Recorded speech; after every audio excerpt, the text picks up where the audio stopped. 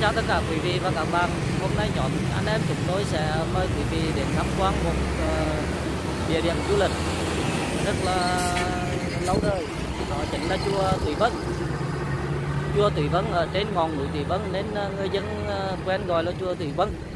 Và tên chính xác của chùa Thủy Vân chính là chùa Thánh Duyên và được xây dựng từ năm 1836 và xuất phát từ Cầu Vượt, Thủ Đức thẳng theo quốc lộ theo hướng Nam đi về Phú Bài thì có một đường rẽ về Vinh Thanh. Bây giờ xin mời quý vị theo chân chúng tôi.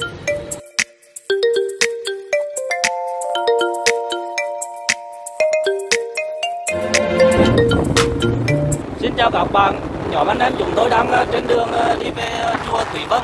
Như đầu clip chúng tôi đã giới thiệu,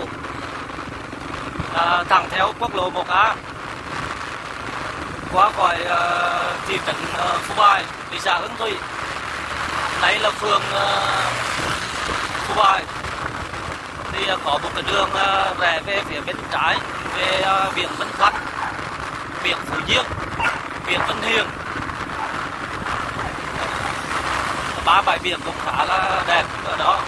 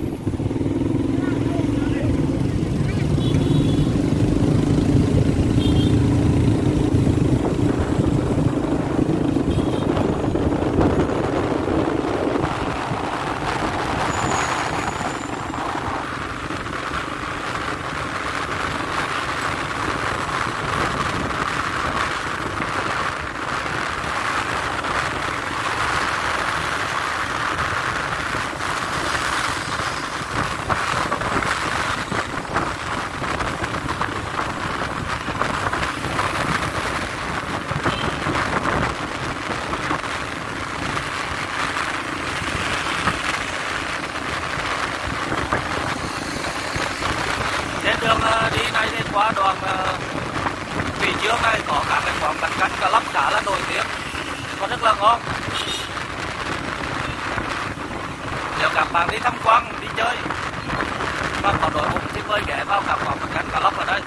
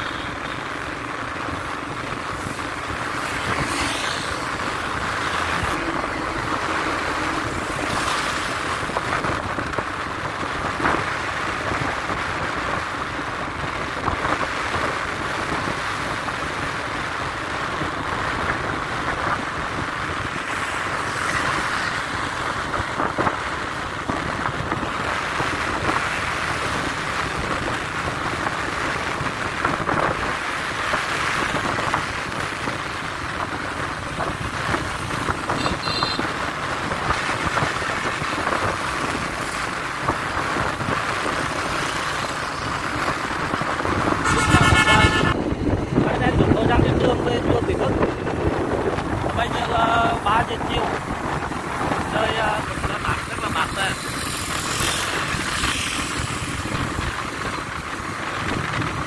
Phương tiện di chuyển thì sẽ để bằng xe máy ô tô, tùy theo điều kiện của quý vị và các bạn.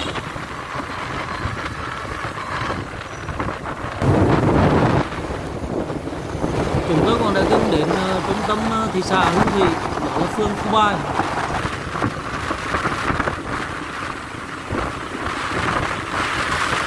Qua khỏi Thủy Dương cho đến Cẩm Đông Thanh Lam.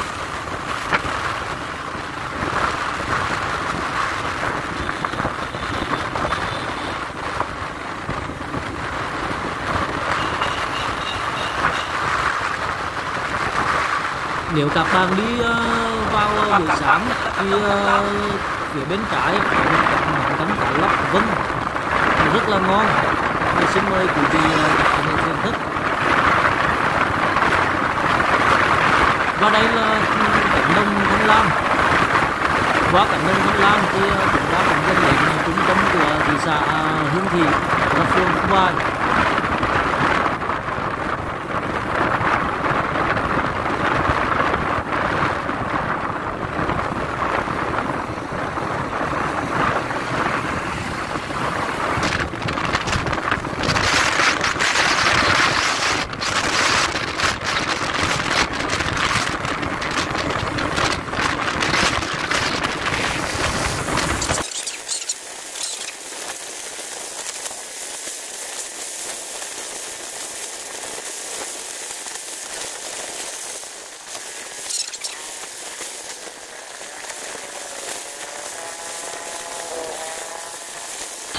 Ta đã đến ngã ba Cây Dứa.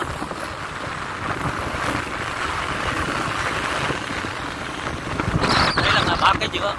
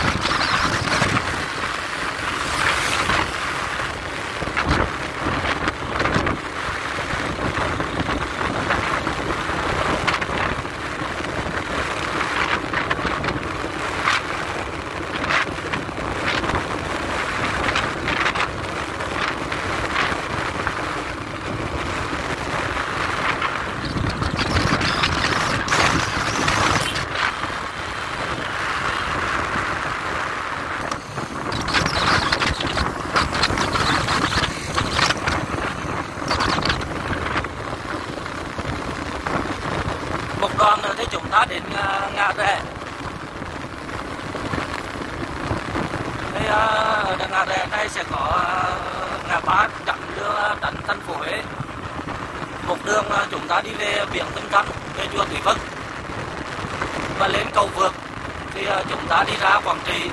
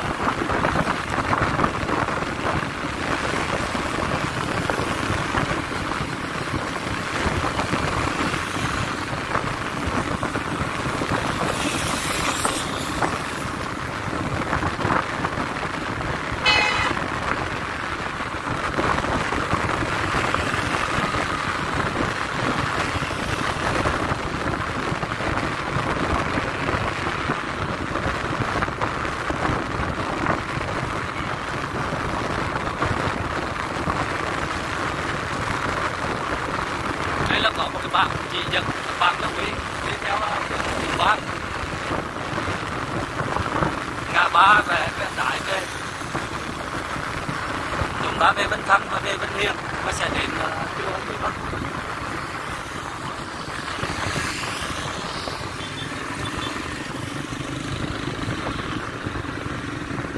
Đây là cầu vượt.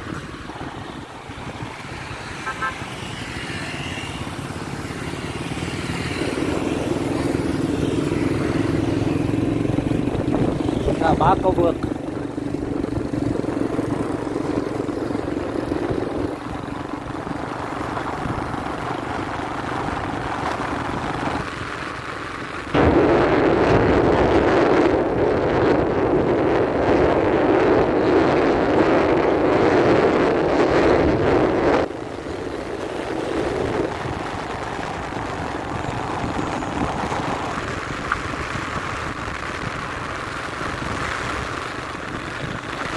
Trên đường về này thì chúng ta sẽ băng qua cái đâm phá Tâm Giang cầu 2 rất là rộng.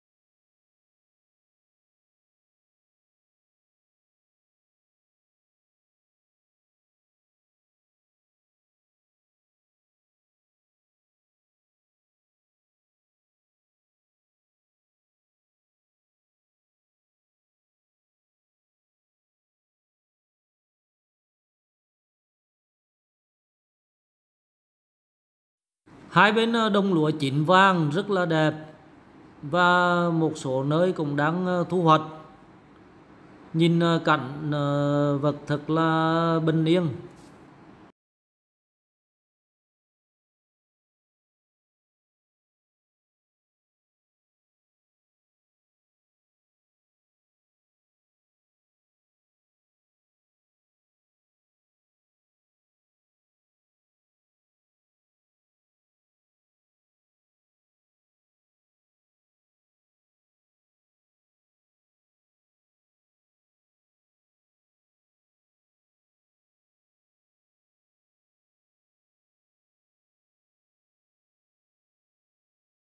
Lúa vào mùa gặt và đi ngang đây nghe rất là đông khi thăm lúa mới.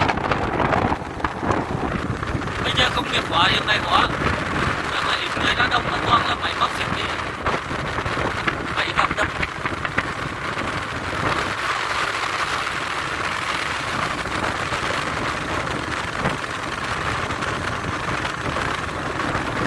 Và sau gặt xong thì người ta đổ luôn đơm gà.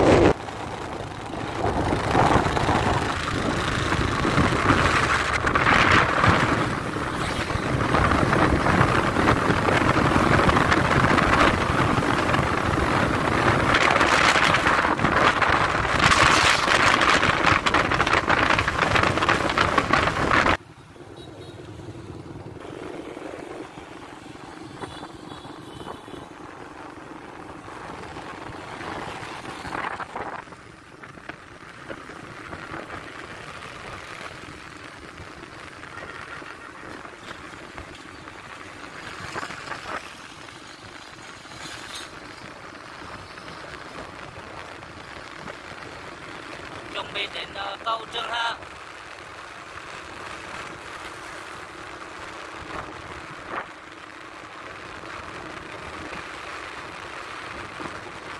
Hai bên cầu Trường Hạ thì có hai quán nhậu, hải sản rất là ngon. Mấy quý vị ghé ăn hai quán hải sản hai bên cầu Trường Hạ.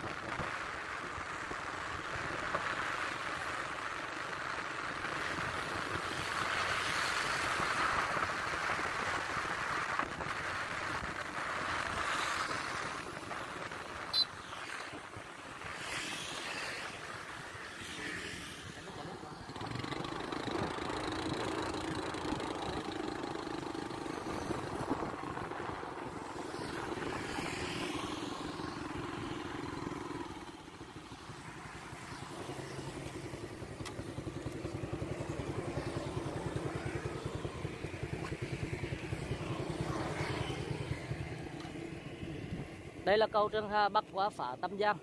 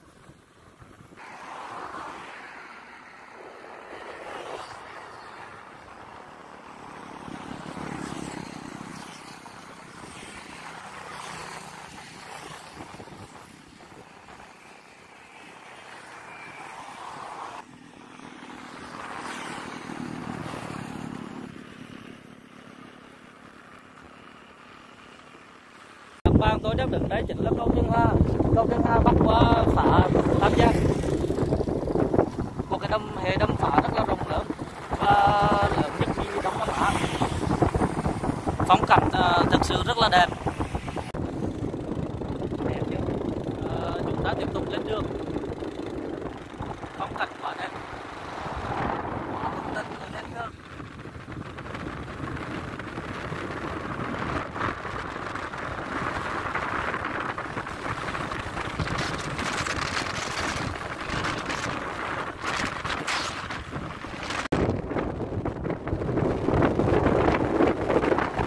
Cầu Trường Hà thì có một ngã ba, một đường rẽ lên Thuận An và một đường rẽ về cửa Tư Hiệp.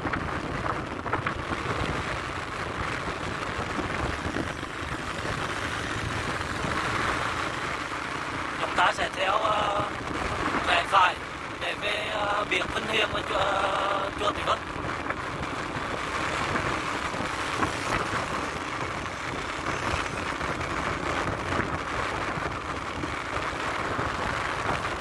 Đây là bảng chỉ dẫn.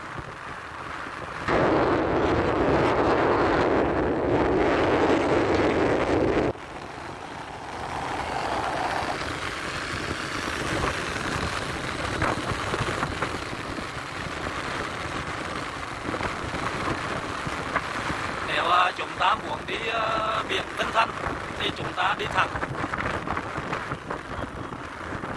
Và đây cũng có bảng chỉ dẫn về biển Vân Thanh. Và chúng ta về chùa Thủy Vân thì theo hướng đi Vân Hưng.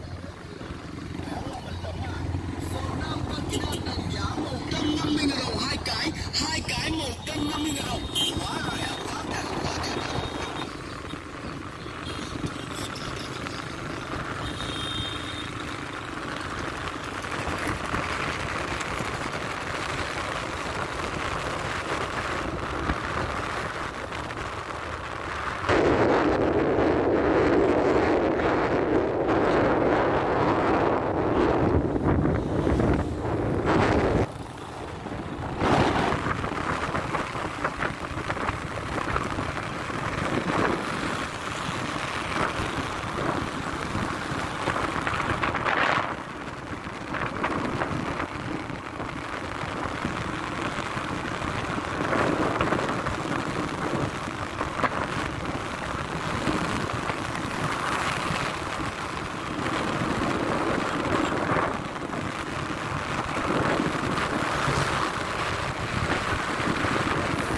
Xã Vinh An, qua khỏi xã Vinh An thì sẽ tới Vinh Hưng, và sau Vinh Hưng thì sẽ đến Vinh Hiền, là nơi địa điểm mà chúng tôi cần đến.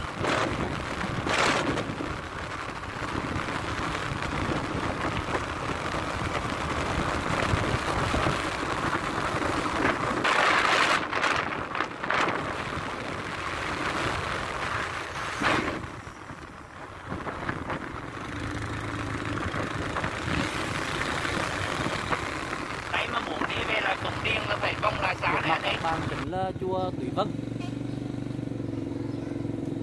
Cái đường vào chùa Thủy Vân. Giữa hệ đầm phá Tam Giang cầu 2 này nó có một cái hòn núi là núi Thủy Vân rất là đẹp.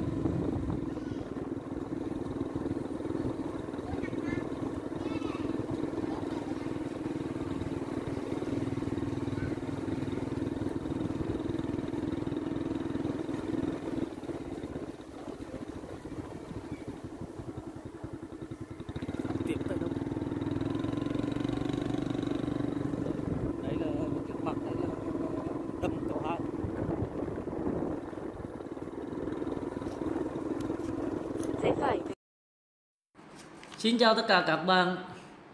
Đây là chùa Thánh Duyên, ngôi quốc tử có vị trí đẹp, nơi trời mây sông nước quyền hòa cùng với phong cảnh bụt. Chùa tọa lạc tại núi Thủy Vân, ngọn núi được vua Thiệu Trì xếp hạng thứ 9 trong 20 cảnh đẹp của xứ Huế, thuộc phường Đông Am, tổng Diêm Trường, huyện Phú Lộc, Thừa Thiên Huế. Nay là làng Hiền An, xã Vân Hiền, huyện Phú Lộc, tỉnh Thừa Thiên Huế. Xin mời các bạn theo chân chúng tôi lên thăm chùa. Thưa các bạn, đây là đường đi lên chùa từ dưới chân của đầm Cầu 2.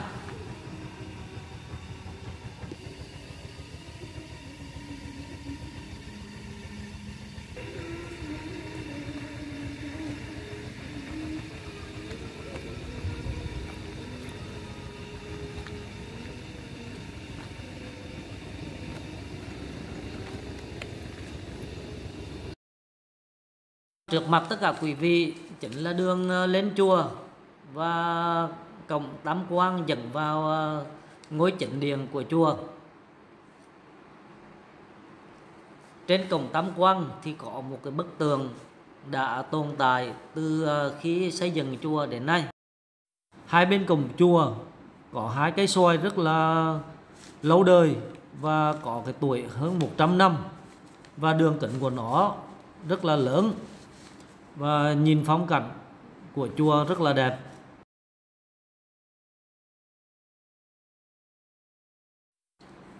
Chùa được xây theo phong cách kiến trúc nhà Nguyễn đặc trưng, đó là trùng thiềm điệp úc với bố cục chùa Thánh Duyên, các đài từ, tháp điêu ngư rất là khác lạ so với các chùa thông thường là tháp chùa.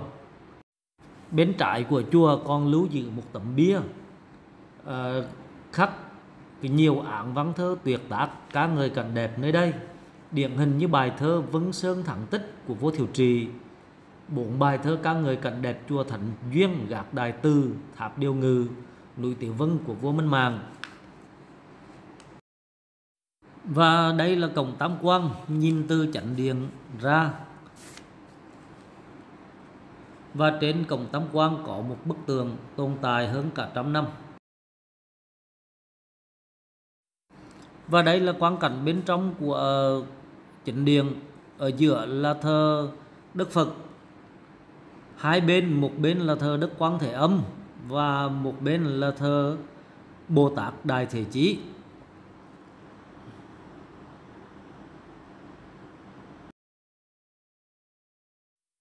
Và hai bên thờ 18 vị La Hán.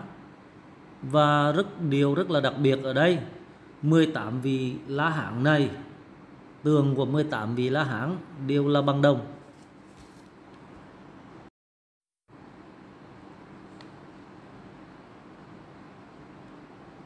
Đây là 18 vị La Hán.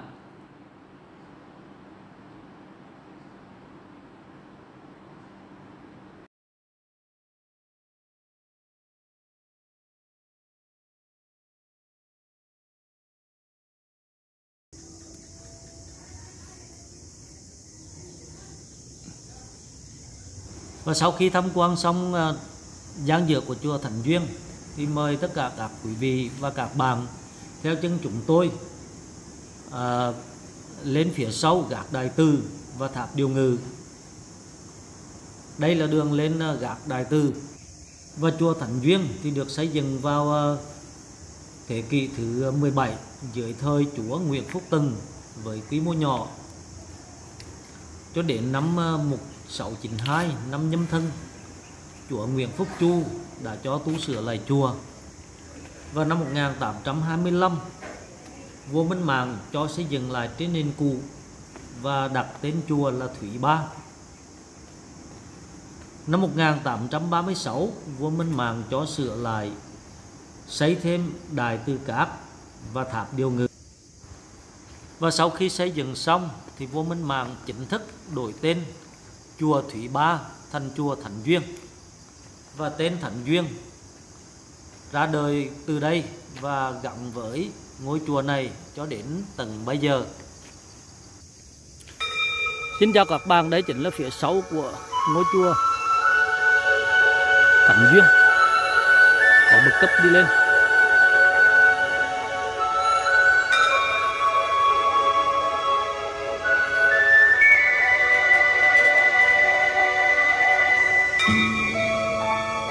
Cùng nhau khám phá xem phía trên này có gì.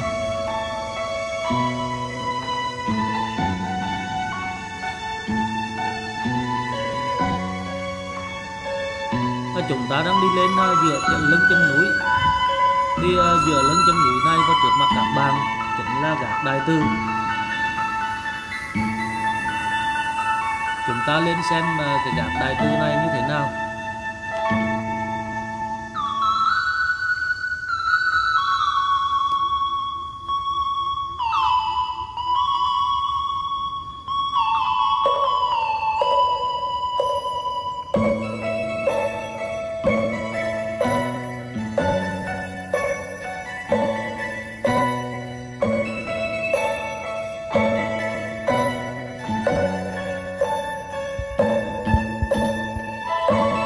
Cái xoay còn hơn cả 100 năm tuổi.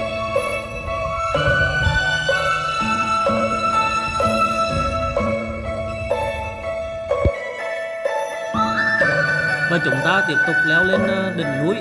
Thì phía sau gác Đại Từ nó sẽ có cái tháp Điêu Ngư gồm 3 tầng, cao tầm khoảng 12 mét. Và chúng tôi đang đi lên tới gần Điêu Ngư. Đường đi lên khá là đẹp, bằng và đã được làm bậc tăng cấp, rất là dễ đi.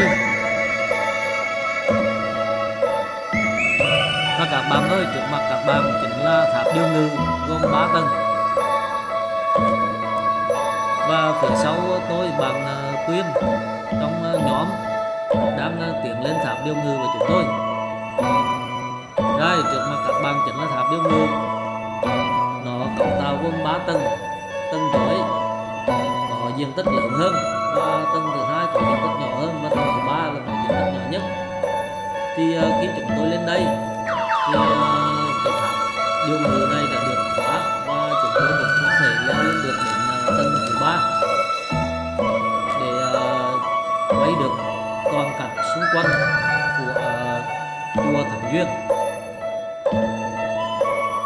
Và tháp Điêu Ngư này là nằm ngay cái đỉnh núi của núi Tùy Vân, cho nên nếu được leo lên được tầng 3 của tháp thì chúng ta sẽ phóng tầm mắt ra xa là cảnh non nước Hữu Tình với đầm phá bạt ngát mênh mông và núi non xanh lam mờ ảo.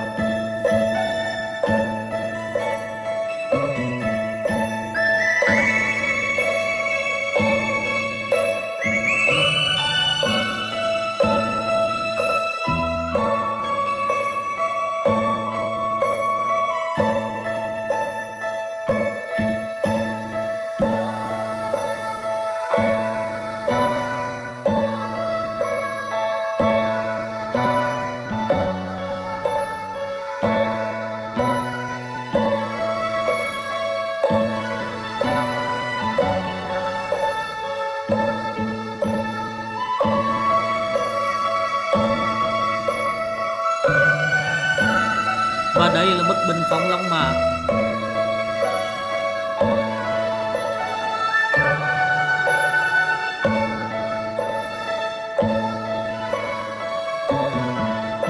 Mời các bạn tham quan tháp Điêu Ngư.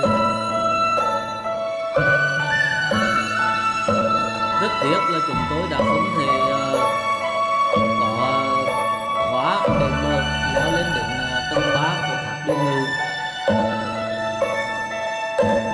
Trong tháp Điêu Ngư này có một cái án thờ rất là cổ, có lẽ là từ thời vua Minh Mạng trong xây dựng tháp này và đặt cái án thờ ở đây.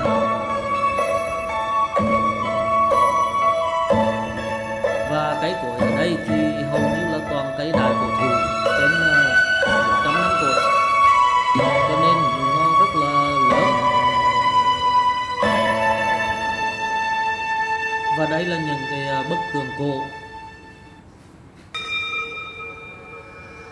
có từ khi xây dựng chùa đến nay.